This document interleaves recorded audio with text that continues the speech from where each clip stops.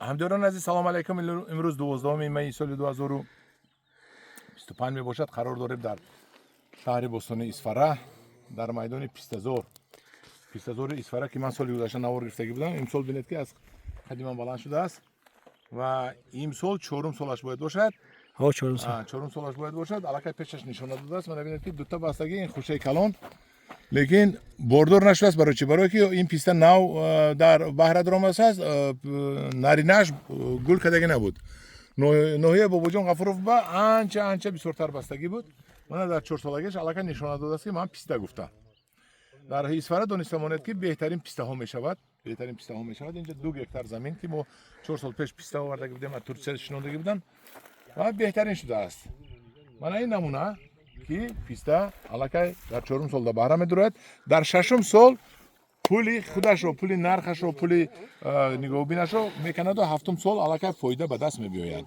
همداران عزیز، من هم خیلی نوار ما یک از نزدیک نوار کنم. من این پیسته بود، همینقدر بسته است. دیگه چیکار کنیم؟ تماشا کردیم، اینوش نبسته است، لیکن سال آینده میبندد. من ببینید این سیاها همش سال آینده من این کلان پیسته میبندند. خدا خواهد نصیب باشد. من ببینید الان اینجا به تیار شده است.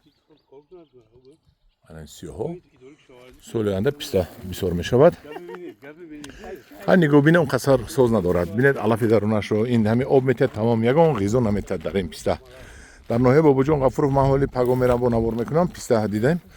من خودم ماهی گذشته باردار کرده رفتگی بودیم، از حساب دیگر پیسته نارینه یک آوردیم، نمیدونم چه خشتگی باشد، پگاه میگیریم. من که ببینید که قدش علاقه 2.5 متر پیشش شدگی.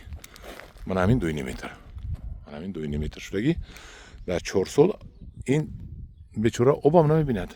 این ببینید در درون سنگلاخ این خیلی عادتا خودش سنگلاخ رو نظم میبیند. این اگر نگاه بین میداشت اگر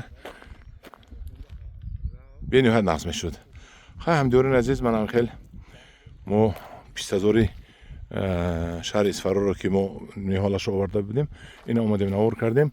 نگاه بین غیر قناعت بخش می باشد. قناعت بخش هم غیر قناعت بخش می باشد و همین خلم باشد سال آینده می بندد. انا همداران عزیز، شما می توانید پیستزورها آباد کنید. مهنتش کم دیدید، مهنت ندارد، لیکن بیچاره سبز ایستاده است. در پناه خدا باشید.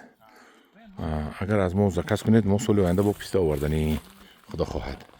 در پناه خدا باشید.